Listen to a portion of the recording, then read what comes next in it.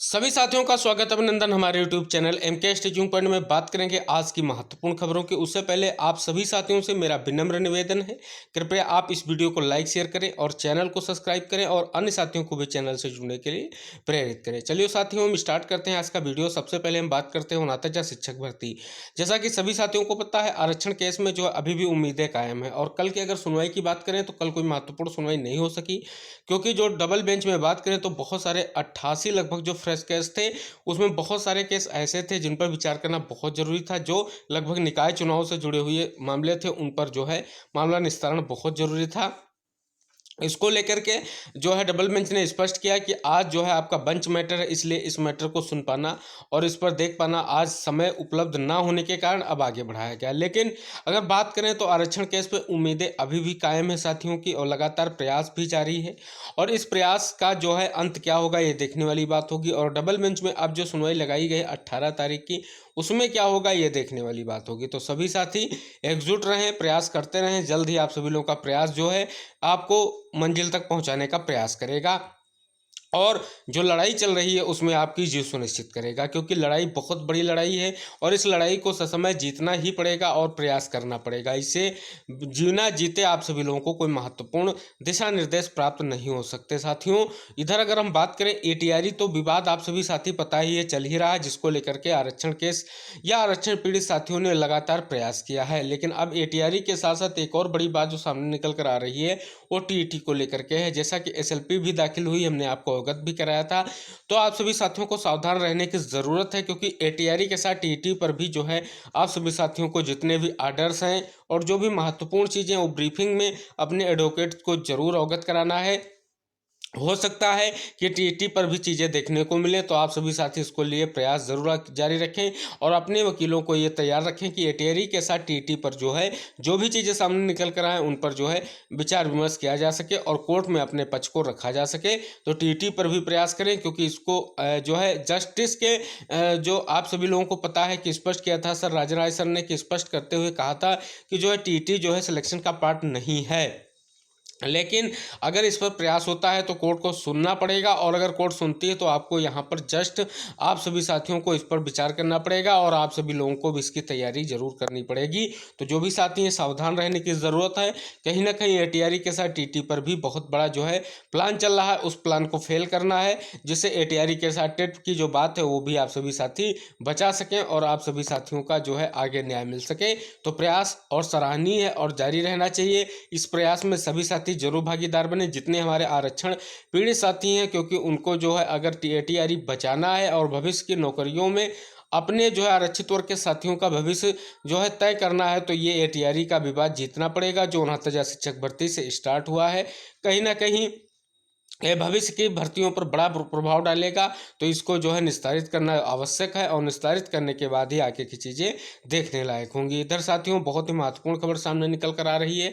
6800 चयनित साथियों की तरफ से जो फाइनली डबल बेंच में जो एक एसएलपी याचिका है वो दाखिल कर दी गई है। बहुत ही महत्वपूर्ण जो चीज़ें हैं वो घटनाक्रम चल रहा था। इसी बीच माननीय मंत्री जी से मुलाकातें भी हुई, बाहर के रास्ते पर भी विचार किया गया, लेकिन माननीय मंत्री जी ने जो है चुनाव का हवाला देते हुए किसी भी तरीके से अभी कोई निर्णय न लेने की बात कही गई।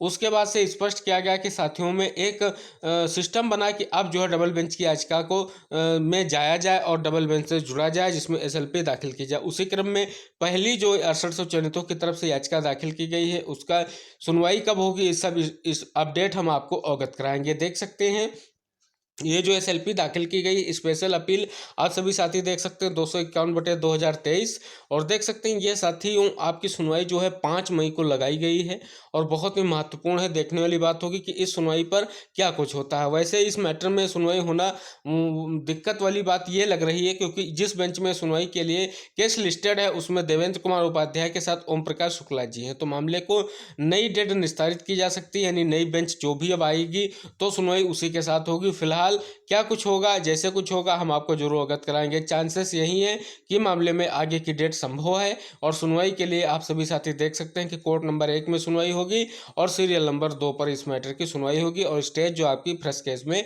सुना जाएगा। तो महत्वपूर्ण सब निकल कर सामने विषय वस्तु आ रही है साथियों। कई सारी याचिकाएं आप सभी साथी हमको अवगत करा दें कि 6800 की तरफ से भी पढ़ने जा रहे हैं। उसमें सर्वप्रथम याचिकाएं दायर की गई हैं।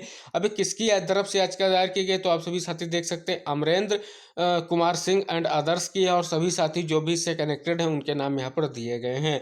तो यानी अमरेंद्र सिंह की तरफ से पहली याचिका डाल दी गई है और इस याचिका पर सुनवाई जो हमने बता दिया आपको कि यानी 5 तारीख को इस पर सुनवाई होने वाली है। अब साथियों बात करेंगे 67,867 लिस्ट कैसे और कब होगा निस्तारण, क्योंकि साथियों सिंगल बेंच का जजमेंट अगर सरकार फॉलो करे तो किसी ना किसी तरीके से जो है लिस्ट को रिविजिट करना पड़ेगा और अगर नहीं फॉलो करती है तो उसको डबल बेंच में जाना ही पड़ेगा। तो सबसे बड़ा सवाल यही उठकर आ रहा है कि लिस्ट जो रिविजिट होने की प्रक्रिया है वो कब होगी और कैसे होगी, क्योंकि साथियों आप सभी साथियों को पता है उसके लिए कोर्ट ने एक आदेश पारित किया था और ऑप्शन भी सरकार को दिया था, अगर आप चाहते हैं कि कोई गलत तरीके से चयनित भी हुआ है, अगर उन चयनित बाहर आ रहे हैं, अगर उनको आप रखना चाह रहे हैं तो समायोजन पॉलिसी के अधीन उनको रख सकते हैं। और जिसी में कायस लगाए जा रहे थे कि 6800 साथियों को भी जो है न्याय मिल सकेगी और उसी के अनुसार 6800 को भी नियुक्ति मिल सकेगी, लेकिन किसी भी तरीके से ऐसा कुछ नहीं हो पाया और कहीं ना कहीं चुनाव का हवाला देते हुए माननीय मंत्री जी ने जो समय लिया था धरना प्रदर्शन के दौरान उस पर जो है कुछ नहीं हो सका और मामला अभी भी ठप पड़ा है। अब सबसे बड़ी बात यही है कि जब 67,867 पर लिस्ट रिविजिट नहीं की जा रही है तो इसका निस्तारण कैसे होगा, क्योंकि सरकार को जो निर्देश दिया गया है और जो आदेश आया है कि 3 महीने के अंतर्गत आप इस लिस्ट को रिविजिट कीजिए। और सबसे बड़ा सवाल उठ रहा है कि फिर 67,867 को क्यों रिविजिट नहीं किया जा रहा है। कई सारे आदेश आ चुके हैं, रिविजिट ना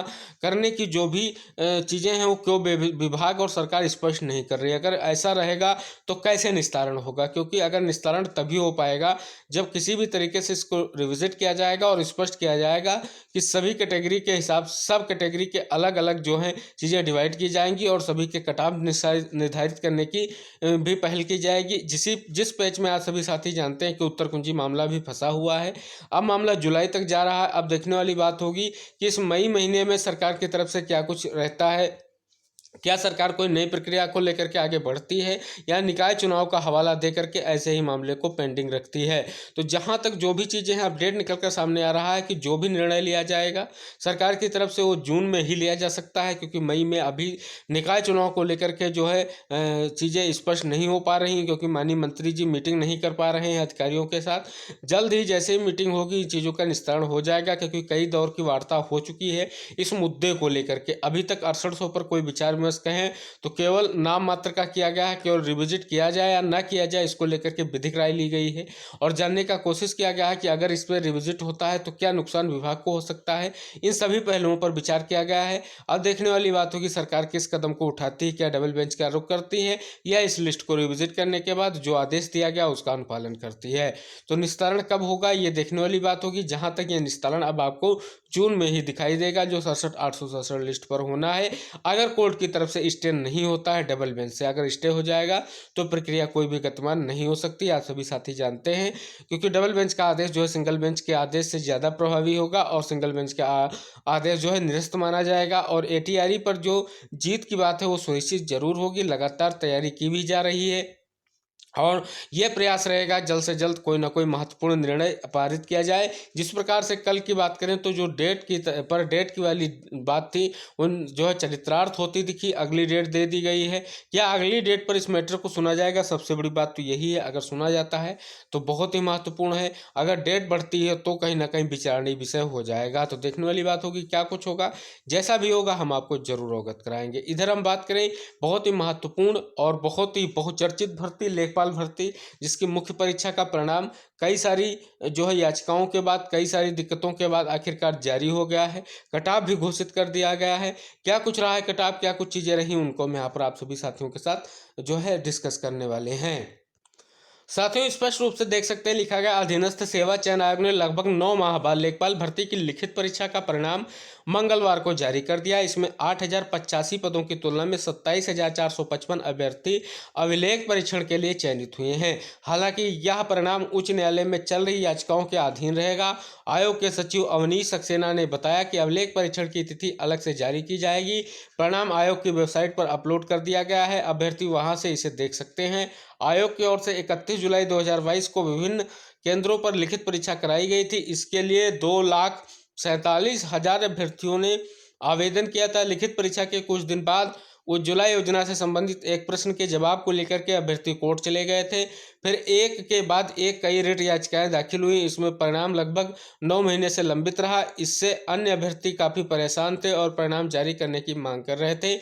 हाल ही में संबंधित सवाल को लेकर न्यायालय का निर्णय आने के बाद विभाग से लिखित परीक्षा परिणाम जारी कर दिया गया। हालांकि अभी भी 14 रिट याचिकाएं विचाराधीन हैं, इसलिए परिणाम न्यायालय के निर्णय के अधीन रहेगा। तो पहली बात तो आप सभी लोग साथी देख सकते हैं परिणाम जो है न्यायालय के अधीन रहेगा। स्पष्ट किया गया अभी भी 14 याचिकाएं जो हैं लंबित हैं। अब अगर बात करें यहाँ पर आप सभी साथी देख सकते हैं कि अनारक्षित वर्ग की जो कट ऑफ है वो 75.75 रही है। अनुसूचित जात की बात करें तो 73.75 नंबर की रही है। अनुसूचित जात की 66.50 नंबर की, अन्य पिछड़ा वर्ग की 75.75 नंबर की और आर्थिक रूप से कमजोर वर्ग के लिए 75.75 नंबर की जो आपकी कट ऑफ है डिसाइड की गई है। अब साथियों सबसे पहले अभिलेख सत्यापन होगा और उसके बाद आप सभी साथियों को पता है फाइनल कट ऑफ, और उसके बाद जो है यहाँ पर स्पष्ट रूप से जो है नियुक्त प्रक्रिया का कार्यक्रम किया जाएगा। लेकिन सबसे बड़ी बात यह है कि मामला जो है कोर्ट के विचाराधीन ही रहेगा, जो स्पष्ट किया गया है। बड़ा निर्णय लिया गया है, देख सकते हैं माननीय योगी आदित्यनाथ अब हर जिले और जो है विभाग के विकास कार्यों पर सीधे नज़र रखेंगे। इसके लिए उन्होंने प्रोजेक्ट मैनेजमेंट यूनिट बना दी है। इसके लिए मुख्यमंत्री कमांड एंड कंट्रोल सेंटर में व्यापक बदलाव किए गए हैं। तय हुआ है कि एक साल में अगर किसी अधिकारी के 3 खराब परफॉर्मेंस सामने आई तो उसे निलंबित कर दंडनीय कार्रवाई की जाएगी। सीएम डैशबोर्ड के जरिए योगी किसी भी सेवा योजना की प्रगति ढिलाई की सीधे समीक्षा कर सकेंगे। मुख्य सचिव दुर्गा शंकर मिश्र ने इस संबंध में विस्तृत दिशा निर्देश जारी किए हैं। विकास कार्यों में लापरवाही या अनदेखी करने वाले अफसरों पर अब नकेल कसने की पूरी तैयारी है। जिन जिलों और विभागों का प्रदर्शन आशा के अनुरूप नहीं होगा उसे सतत निगरानी प्रक्रिया से सुधारने के लिए कदम उठाए जाएंगे। कार्यों के मूल्यांकन का आधार डाटा क्वालिटी इंडेक्स एवं परफॉर्मेंस इंडेक्स की रैंकिंग होगी। मुख्यमंत्री कमांड एंड कंट्रोल सेंटर में 10 अधिकारियों की प्रोजेक्ट मैनेजमेंट यूनिट बनेगी। बाद में वह संख्या बढ़ेगी। पीएमयू के अधिकारी हर महीने रैंकिंग के अंक तय करेंगे। पीएमयू की टीम विभिन्न योजनाओं की निगरानी करेगी। उसके बाद सीएम खुद इन योजनाओं की समीक्षा करेंगे। मुख्यमंत्री कमांड एवं कंट्रोल सेंटर में जन सुनवाई समाधान प्रणाली, निवेश मित्र, मुख्यमंत्री हेल्पलाइन, इंटीग्रेटेड सेवा पोर्टल भी जुड़ेंगे। पीएसयू इनकी भी निगरानी करेगा। तो महत्वपूर्ण जो है निर्णय लिया गया है सरकार की तरफ से। स्पेशल रूप से साल में 3 बार जो खराब प्रदर्शन जिन अफसरों के रहेंगे उन पर जो है बड़ी कार्रवाई की जो है तलवार लटकती दिख रही है।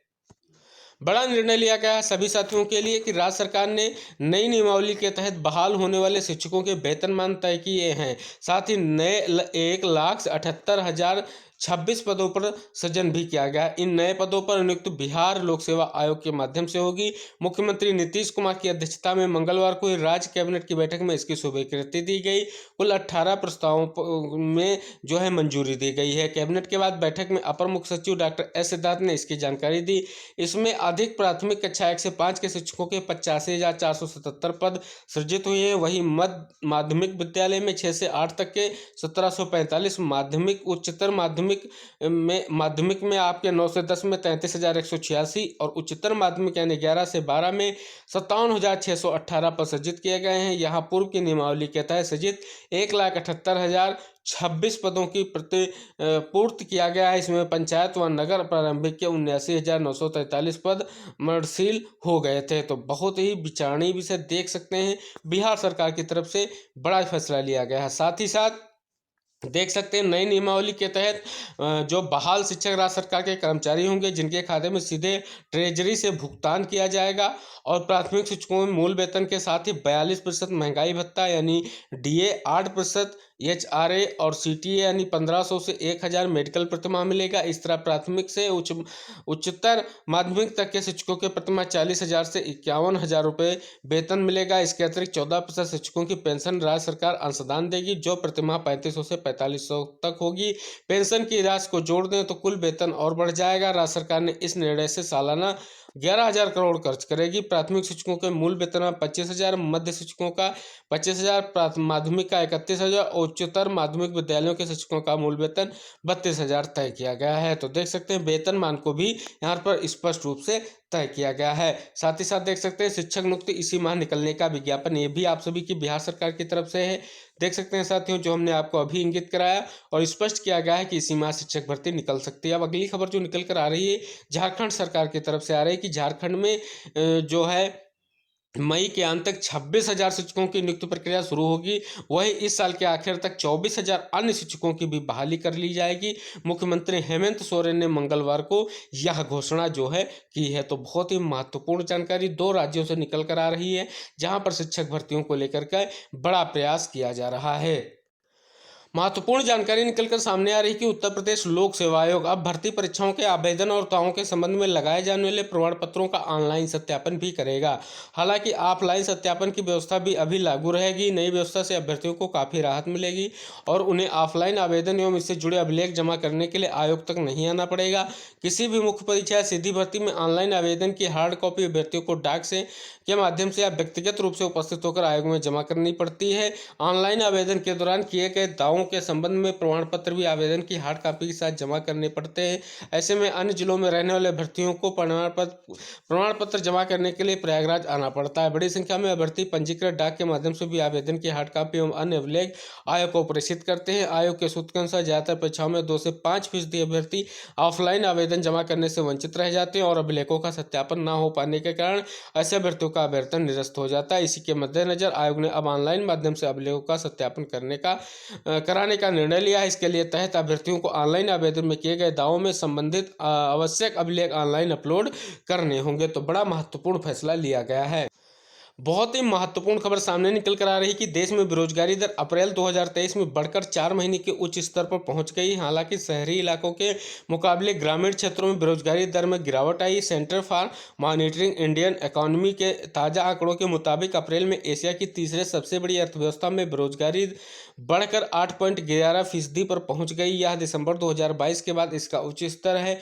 उस समय भी बेरोजगारी दर 8.11% ही रही थी, जबकि मार्च 2023 में 7.8% रही थी। आंकड़ों के मुताबिक शहरी इलाकों में बेरोजगारी दर पिछले महीने बढ़कर के 9.81% पर पहुंच गई। मार्च 2023 में यह 8.51% रही थी। हालांकि ग्रामीण क्षेत्रों में यह दर मार्च 2023 के 7.47% से घटकर अप्रैल में 7.34% रह गई है।